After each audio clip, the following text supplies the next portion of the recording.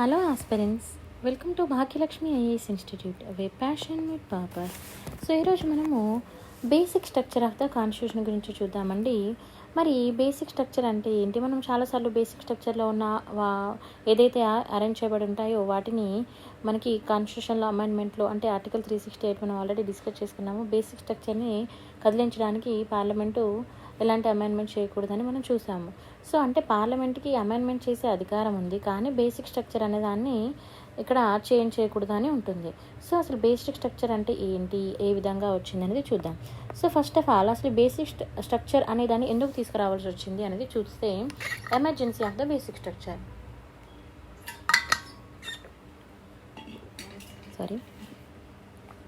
చూడండి, the question whether a fundamental right can be amended by the parliament under the article 368 came for the consideration of the Supreme Court within a year of the constitutional amendment into force. అయితే ఇక్కడ ఏమంటున్నారంటే, అసలు first ఈ basic structure అనే concept అనేది ఎప్పుడు వచ్చింది అని అంటే, ఫస్ట్ టైం మనకి fundamental rights can be amended by the parliament. అంటే మనకి మీకు తెలుసు కదా, right to property. So right to property అనేది ఫండమెంటల్ రైట్స్ నుంచి తీసేయడం జరిగింది కదా. సో మరి ఫండమెంటల్ రైట్స్ని అమెండ్ చేయొచ్చా పార్లమెంట్ అనే దాని మీద క్వశ్చన్ వచ్చింది. ఓకేనా? అండర్ ద ఆర్టికల్ 368 ఏంటి మనకి? Article 368 amendment of the constitution కదా. సో దాని మీద క్వశ్చన్ వచ్చినప్పుడు సుప్రీంకోర్టు ఏ విధంగా మనకి ఇక్కడ చెప్పింది అనేది చూద్దాం. So consideration of the Supreme Court రివ్యూకి రావడం జరిగింది. అప్పుడు సుప్రీంకోర్టు ఏ విధంగా రెస్పాండ్ అయింది అనేది చూద్దాం. ఫస్ట్ వచ్చేసి మనకి ఇంద శంకరీ ప్రసాద్ కేస్ 1951లో మనకి శంకరీ ప్రసాద్ కేసు అయితే రావడం జరిగింది. సో ఏది రిలేటెడ్ టు దేనికి అనేది మనకు చూసుకోవాలి, రైట్ టు ప్రాపర్టీ కింద. ఓకేనా? The constitutional validity of the first amendment act 1951. ఇది ఫస్ట్ టైం మనకి 1951లో ఫస్ట్ అమెండ్మెంట్ యాక్ట్కి దారి తీయడం జరిగింది. And which curtail the right to property. దేని గురించి మాట్లాడిందండి? రైట్ టు ప్రాపర్టీ మీ గురించి ఛాలెంజ్ చేయడం జరిగింది. సో రైట్ టు ప్రాపర్టీ అనేది ఫండమెంటల్ రైట్స్. ఇప్పుడు మనకి ల్యాండ్ రీఆర్గనైజేషన్ యాక్ట్ వచ్చింది కదా మనకి ఫ్రీడమ్ వచ్చిన తర్వాత. సో అప్పుడు ఏం చేశారు, ఒక పర్సన్కి సర్టెన్ అమౌంట్ ఆఫ్ ల్యాండ్ మాత్రమే ఉండాలన్నది తీసుకురావడం జరిగింది. సో రిమైనింగ్ ల్యాండ్ అనేది గవర్నమెంట్ తీసుకొని ఎవరి దగ్గర అయితే ల్యాండ్ లేదో వాళ్ళకి డిస్ట్రిబ్యూట్ చేస్తుంది. సో ఇప్పుడు for example I have a 500 acres of land. So మీకు డౌట్ వచ్చి ఉంటుంది, మేడం అట్లా అని అంటే మన చాలామంది దగ్గర చాలా ఎకరాల ల్యాండ్ ఉంది కదా అని మీరు అనుకోవచ్చు. సో ఇల్లీగల్గా చాలానే ఉంటాయి. సో మనందరికీ తెలిసిందే అది.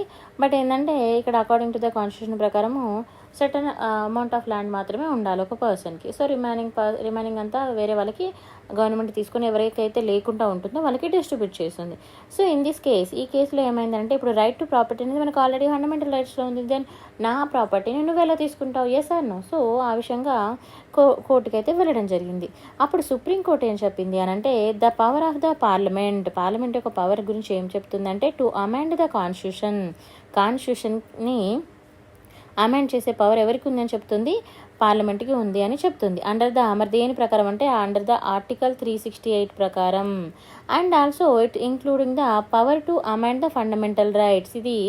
దీనిలో ఏం ఇంక్లూడ్ అవుతుంది అంటున్నారు? ఫండమెంటల్ రైట్స్ని కూడా చేంజ్ చేయడం అనేది పార్లమెంట్కి ఆ పవర్ ఉంది, అది కూడా ఇంక్లూడ్ అవుతుందని చెప్పారు. ఓకేనా? సో మరి according to this the word law అనే పదాన్ని మనము ఏ ఆర్టికల్లో యూజ్ చేస్తామండి? ఆర్టికల్ 13 గుర్తుపెట్టుకోవాలి. ఓకేనా? లా అనే పదము ఆర్టికల్ 13లో ఇంక్లూడ్ అయి ఉంది. So it's only the ordinary laws, not the constitutional amendment act and the constitutional laws. So therefore the parliament can be abridged or take away any of the fundamental rights by enacting the constitutional amendment act. Such law will not be void in the article 13. అంటే ఇక్కడ ఏమంటున్నారు అని అంటే, మనకి Shankari Prasad case జరిగింది కదా. So ఈ case ప్రకారం పార్లమెంట్కి మరి ఈ కాన్స్టిట్యూషన్ని అమెండ్ చేసి, అంటే రాజ్యాంగ సవరణ చేశారు కదా. సో రాజ్యాంగ సవరణలో ప్రాథమిక హక్కులను సవరించే అధికారం ఉందా లేదా అన్నది ఇప్పుడు ఇక్కడ సుప్రీంకోర్టు చెప్తుంది. సుప్రీంకోర్టు ఏమంటుందంటే, అది ఫండమెంటల్ రైట్స్ని కూడా చేంజ్ చేసే అధికారం ఉంది అని చెప్తుంది. సో మరి ఆర్టికల్ 13 ప్రకారము మనకి లా అని ఉంది. మరి ఆ ప్రకారం లాన్ ఏముంది అని అంటే ఇది ఓన్లీ సాధారణ చట్టాలకే వర్తిస్తుంది. ఇట్స్ నాట్ మతలబ్ ఏదైతే ఈ కాన్స్టిట్యూషనల్ అమెండ్మెంట్ ఉంటుంది కదా, దీనికి ఇది వర్తించదని కోర్టు అభిప్రాయపడ్డది ఆ సందర్భంలో. ఓకేనా. సో 13 అనేది ఏమంటుంది, ఓన్లీ దేని పరిధిలోకి వస్తుంది అనేది ఇది చెప్పడం జరిగింది. అంటే ప్రాథమిక హక్కులను కుదించే అధికారము అకార్డింగ్ టు దిస్ లేదు అని ఇలా మనకి చెప్పడం జరిగింది. మరి నెక్స్ట్ తర్వాత గోలక్నాథ్ కేసు వచ్చింది. సో గోలక్నాథ్ కేసు వచ్చిన తర్వాత మళ్ళీ ఇక్కడ కూడా సేమ్ కేసు అయితే రిపీట్ అయింది.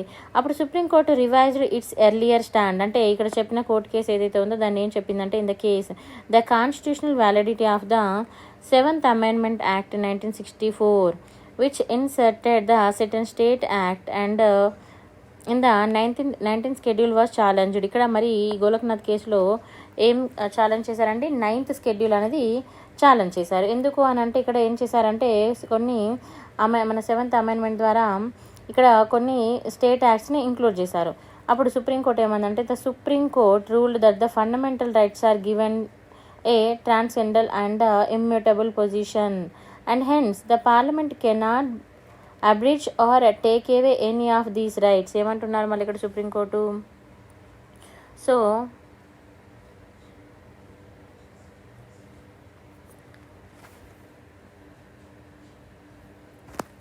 అయితే ఇక్కడ మళ్ళీ వచ్చేసరికి ఏమైందంటే, ఈ రాజ్యాంగ సవరణ చట్టం ఏదైతే ఉందో దీని గురించి మళ్ళీ సేమ్ ప్రాథమిక హక్కులకు ఏ విధంగా ఉంటుంది అనే దాని విషయంలో మళ్ళీ రావడం జరిగింది. అయితే ప్రాథమిక హక్కులు అనేది ఇప్పుడు మనం ఫండమెంటల్ రైట్స్ ఉంది కదా, ఇవి చాలా మనకి ఇంపార్టెంట్. మరి ఈ హక్కులను కుదించే అధికారము ఎవరికి అంటే లైక్ వీటిని చేంజ్ చేసే అధికారం కానీ, లేదంటే వీటిని అమెండ్ చేయడం అంటే ఇక్కడ ఇమ్యూనబుల్ అని అంటే లైక్ చేంజ్ చేయడం కానీ, లేకపోతే వీటిని ఏమంటామంటే ఇవి స్థిరమైనవి అని అంటాం.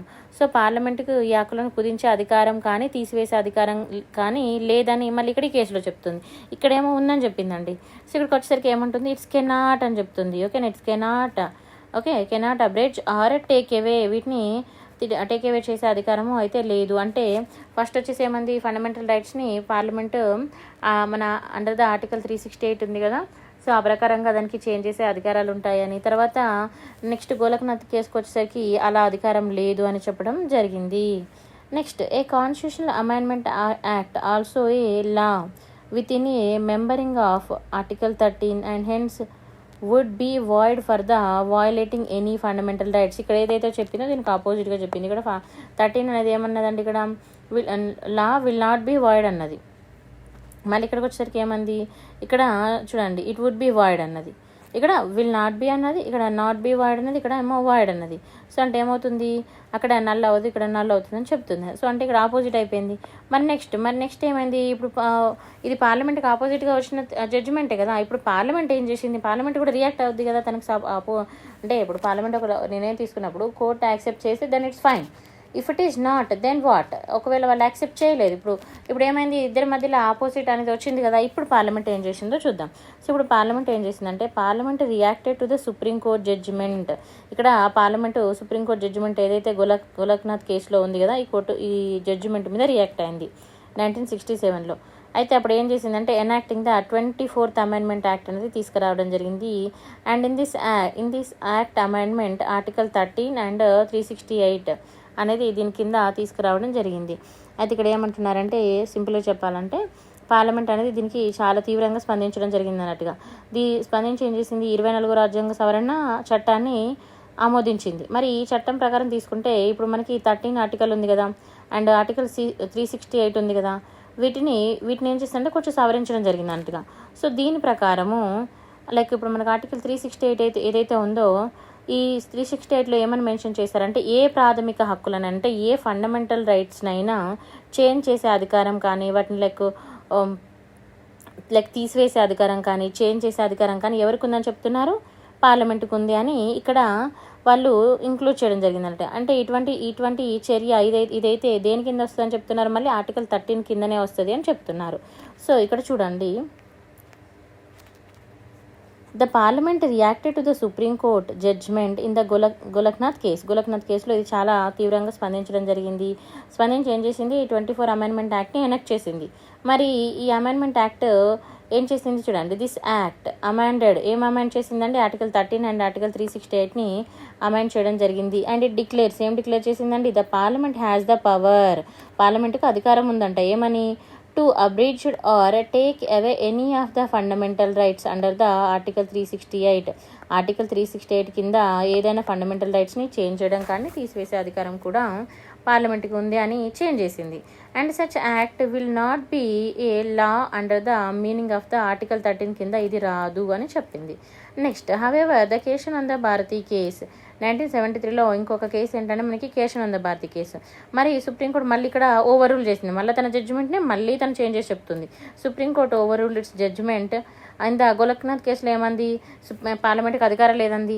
మళ్ళీ ఇక్కడికి వచ్చినాక మళ్ళీ ఓవర్ రూల్ చేసి ఏమంటుందంటే it's upheld the validity of the 24th constitutional amendment act ఏదైతే ఉందో 1971లో జరిగింది. And it stated that the parliament is empowered to abridge or take away of any fundamental rights. మళ్ళీ ఏమంటుంది, మరి పార్లమెంటుకు అధికారం ఉంటుంది, పార్లమెంటు చేంజ్ చేయొచ్చు అని మళ్ళీ ఇక్కడ చెప్పింది. అంటే ఫస్ట్ ఏం చెప్పింది, చేంజ్ చేయొచ్చు అన్నది. ఎవరి కేసులో? ఫస్ట్ వచ్చిన కేసు ఏంది, శంకరి ప్రసాద్ కేసు. మళ్ళీ తర్వాత గోలక్నాథ్ కేసుకి వచ్చేసరికి ఏమంటుంది, లేదు చేంజ్ చేయొద్దని. అప్పుడు పార్లమెంట్ ఏం చేసింది, అక్కడ ఒక చిన్న చేంజెస్ తీసుకొచ్చింది. ఆ చేంజ్ ప్రకారం ఆర్టికల్ 368 అండ్ ఆర్టికల్ 13లో సవరణలు తీసుకొచ్చి పార్లమెంట్కి అధికారం ఉందని చెప్పింది. ఇప్పుడు నెక్స్ట్ ఇంకో కేసు వచ్చింది. ఏం కేసు అదంటే కేశవానంద భారతి కేసు. ఇది చాలా ఇంపార్టెంట్ కేసు. సో ఇక్కడ ఏం చెప్పింది అని అంటే మళ్ళీ లేదు, పార్లమెంట్ అమెండ్మెంట్ చేయొచ్చు, ఫండమెంటల్ రైట్స్ని చేంజ్ చేయొచ్చు అని చెప్పింది అన్నట్టుగా. ఓకేనా? అయితే చెప్పి ఏమన్నది అని అంటే ఇది మనం మళ్ళీ అమెండ్మెంట్లో కూడా చూసుకోవచ్చు, మనకు ఫర్దర్గా ఎప్పుడు రిపీట్ అవుతూనే ఉంటుంది. ఓకేనా? సో ఇది జాగ్రత్తగా చూసుకోవాలి. ఇప్పుడు ఏమంటుందంటే at the same time it laid down a new doctrine of the basic structure. ఆ సందర్భంలో ఏం చేసిందంటే ఇలా కాదు, మనం ఒక బేసిక్ స్ట్రక్చర్ తీసుకొద్దాం అన్నట్టుగా ఒకదాన్ని తీసుకొచ్చింది. అంటే మనకు ఇప్పుడు పార్లమెంట్ ఏదైనా మీద మరి దాని మీద అన్నిటి మీద లా చేంజ్ చేసుకుంటూ పోతే మరి న్యాయం అనేది కూడా ఉండదు కదా. సో అలా కాకుండా మరి అట్లానే సుప్రీంకోర్టు అన్నిటిని అపోజిట్ చేసుకుంటే అలా కూడా కుదరదు కదా. సో అందుకని ఏం చేస్తుందంటే ఇద్దరు అసలు రియల్గా ఏదైతే థింగ్స్ ఉంటాయో వాటిని మనం కొంచెం జాగ్రత్తగా కాపాడుకోవాలి అని ఏం చేసిందంటే బేసిక్ స్ట్రక్చర్ అనేది తీసుకొచ్చింది. మరి basic structure of the constitution అంటే ఏంటి, దానిలో ఏముంటాయి అనేది మనం ఈరోజు చూస్తాం. ఓకేనా? అండ్ బేసిక్ స్ట్రక్చర్ని తీసుకురావడం జరిగింది. అండ్ ఈ told that the constant power of parliament under the article 368 does not enable to alter the basic structure of the constitution. అయితే ఇక్కడ ఏం చెప్పిందంటే మరి బేసిక్ స్ట్రక్చర్ అనేది ఒకదాన్ని తీసుకొచ్చింది.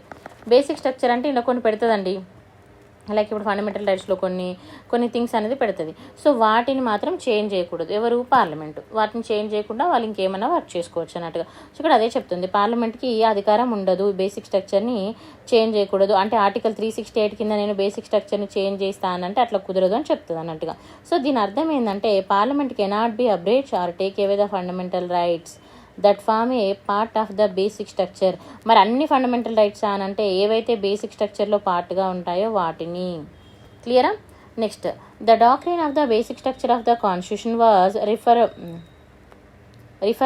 Reformed and upheld by the Supreme Court in the Indira Nehru Gandhi case. So మనం ఇక్కడ ఒకటి గుర్తుపెట్టుకోండి, ఈ కేసెస్ అనేది మీకు ప్రీ పాయింట్ ఆఫ్ వ్యూలో కూడా క్వశ్చన్స్ అడుగుతారు, మెయిన్స్ పాయింట్ ఆఫ్ వ్యూలో మనకి చాలా యూజ్ అవుతుందండి ఆన్సర్ రైటింగ్లో. ఓకేనా? సో మరి ఇందిరా కేసులో మరి ఏం చెప్పారు అని అంటే ఇప్పుడు ఇక్కడికి వచ్చేసరికి చెప్పేసి నెక్స్ట్ మరి ఇంకో కేసు వచ్చింది. మరి ఇంకో కేసు ఏంటి అనేది కూడా మనం చూసుకోవాలి. సో నెక్స్ట్ వచ్చేసి మరి ఇంకా తర్వాత అంటే మనకి ఇలా 2-3 కేసులు కూడా ఉంటాయి. ఇంకా మినర్వా మిల్ కేసు అని కూడా ఉంటుంది. సో ఇలా మనకి డిఫరెంట్ టైప్స్ ఆఫ్ కేసెస్ అనేది ఉంటుంది. మరి ఈ కేసులో సుప్రీంకోర్టు ఏం చెప్పిందంటే Supreme Court invalidating a provision of the 39th amendment act 1975 ఉంది కదా. సో దాన్ని ఇన్వాలిడేషన్ చెప్పడము. తర్వాత the election dispute involving the prime minister and speaker Lok Sabha outside jurisdiction of the all the court. The court said the provision was beyond the amending power of parliament and its effect the basic structure of the constitution. సింపుల్గా ఏం చెప్తుంది అని అంటే basic స్ట్రక్చర్ని parliament change చేయకూడదు. Article 360 under the మనకి article 360 ఉంది కదా, దాని కింద చేంజ్ చేయడానికి ఉండదు. అండ్ అలా ఏదైనా చేస్తే కోర్టు కూడా దానికి చర్య తీసుకునే అధికారం ఉంటుంది అన్నట్టుగా కోర్టు ఇక్కడ డిక్లేర్ చేయడం జరిగింది. అండ్ అగైన్ ఏమైంది, ద పార్లమెంట్ మళ్ళీ రియాక్ట్ అయింది ఇక్కడ. ఓకేనా? పార్లమెంట్కి సపోజ్ వచ్చినప్పుడు వరకు ఏం కాదు, మళ్ళీ ఇక్కడ పార్లమెంట్కి అపోజిషన్ వచ్చినట్టే కదా. Parliament again it reacted. ఏమని అంటుంది అని అంటే ఇట్స్ రియాక్టెడ్. చూడండి, reacted to the judicially innovated doctrine of the basic structure by enacting the 42nd Amendment Act 1973. మళ్ళీ ఏం చేసింది అని అంటే అయితే న్యాయపరంగా ఇదే మనకి ఇది బేసిక్ స్ట్రక్చర్ అనేది ఏర్పాటు చేసుకున్నాము. పార్లమెంట్ ఇక్కడ ఏం చేసిందంటే మళ్ళీ 42nd మన అమెండ్మెంట్, కాన్స్టిట్యూషనల్ అమెండ్మెంట్ తీసుకొచ్చింది 1976లో.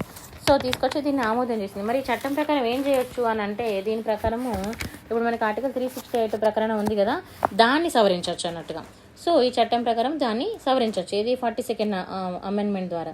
సో దీని ప్రకారం తీసుకుంటే మరి ఏమవుతుందంటే సుప్రీంకోర్టుకి మన పార్లమెంట్కి రాజ్యాంగ సవరణ అధికారము ఎటువంటి హద్దులు లేవు అని అన్నట్టుగా ఉంటుంది. అంటే ఏముంటుంది అంటే ఇక తనకి నచ్చినట్టుగా చేసుకోవచ్చు. There is a no limitations. చూడండి ఇక్కడ in this amendment act article 368, ఈ యాక్ట్ ప్రకారము ఈ అమెండ్మెంట్ ఏది 42nd కాన్స్టిట్యూషనల్ అమెండ్మెంట్ యాక్ట్ ప్రకారము the article 368 and declared there are no limitations on the constitutional power of the parliament and no amendment can be questioned in any court on any ground including the controversial of the any fundamental rights. అంటే ఇక్కడ ఏమంటుంది చూడండి, ఇప్పుడు supreme court support చేసినప్పుడు ఏమనలేదు, oppose చేసినప్పుడు ఏమంటుంది, parliament ఒక అమెండ్మెంట్ తీసుకొచ్చింది, అట్లా కాదు మేము 42nd అమెండ్మెంట్ యాక్ట్ తీసుకొస్తున్నాము, ఈ అమెండ్మెంట్ యాక్ట్ ప్రకారము ఆర్టికల్ 368 అనేది this act can be amended, article 368ని అమెండ్ చేస్తుంది. ఏది 42nd కాన్స్టిట్యూషనల్ అమెండ్మెంట్ అనేది 368ని అమెండ్ చేస్తుంది. అమెండ్ చేసి ఏం పెట్టిందంటే ఇక్కడ డిక్లేర్ చేసింది there is a no limitations అన్నట్టుగా. ఓకేనా, no limitations on the constitutional power of the parliament, పార్లమెంట్కి ఎలాంటి లిమిటేషన్స్ అయితే ఉండేయని చెప్తుంది. So no amendment can be questioned, ఒకవేళ పార్లమెంట్ ఏదైనా అమెండ్మెంట్ చేస్తే దాన్ని కోర్టులో క్వశ్చన్ చేయరాదు. ఓకేనా, ఇది కోర్టు, ఇది పార్లమెంట్, ఇది ఏదైనా అమెండ్మెంట్ చేస్తే దీన్ని ఇక్కడ క్వశ్చన్ చేయరాదని చెప్పింది. మరి ఇప్పుడు అట్లా క్వశ్చన్ చేయరాదంటే తప్పు కదండి. సో కొన్నిసార్లు క్వశ్చన్ చేయాల్సి వస్తుంది కదా. సో అందుకని ఏం చేసిందంటే మళ్ళీ next however the Supreme Court in the Minerva mill case, next case అందండి మినర్వా మిల్ కేస్ 1918లో వచ్చింది. ఇదేమన్నదంటే invalidated this provision and is excluded judicial review which is the basic feature of the constitution and applying the doctrine of a basic structure with respect to the article 368. అయితే ఇక్కడ Minerva mill కేసులో మళ్ళీ next వచ్చిన case అన్నట్టుగా ఇది ఏం చెప్పింది అని అంటే సుప్రీంకోర్టు మినర్వా మిల్ కేసులో దీన్ని కొట్టివేయడం జరిగింది అన్నట్టుగా. రాజ్యాంగంలోని లైక్ ఇప్పుడు ఏదైతే ఉంటుంది కదా మనకి బేసిక్ స్ట్రక్చరు, ఇది న్యాయ సమీక్షకు లైక్ ఏదైనా అంటే విరుద్ధంగా ఉంటే అపోజిట్గా ఉందనుకోండి, అంటే ఆ సుప్రీంకోర్టు ఒకవేళ ఫీల్ అయింది దిస్ ఈజ్ నాట్ రైట్ అన్నట్టుగా, ఇదైతే బేసిక్ స్ట్రక్చర్కి అపోజిట్గా ఉన్నదని ఫీల్ అయినప్పుడు సుప్రీంకోర్టు దానిలో మళ్ళీ లైక్ అంటే అలా అంటే బేసిక్ స్ట్రక్చర్లో ఏదైనా దానికి బేసిక్ స్ట్రక్చర్లో ఏదైతే ఉంటాయి కదా అంశాలు, వాటిని అవి భంగం కలుగుతున్నాయి అన్న సందర్భంలో అగైన్ సుప్రీంకోర్టుని ఆశ్రయించవచ్చు అన్నట్టుగా. ఓకేనా, సో అప్పుడు ఏమంటుంది నెక్స్ట్ వచ్చేసి మళ్ళా ఇక్కడ సుప్రీంకోర్టు చెప్పింది, ఇప్పుడు మళ్ళీ రాజ్యాంగం ఏం చెప్పింది, పార్లమెంట్కి పరిమితమైన సవరణలకు అధికారం ఇచ్చింది కానీ అపరిమితమైన వాటికి కాదు కదా. సో ఇక్కడ అదే ఉంటుంది చూడండి. తర్వాత since the constitution had conferred a limited amendment powers, ఏమొచ్చిందంటే లిమిటెడ్ అమెండ్మెంట్ పవర్స్ ఇచ్చింది ఎవరికి, పార్లమెంట్కి. In a parliament cannot under the exercise of the limited power enlarge the very power into the absolute power and indeed limited amending power is one of the basic feature of the constitution.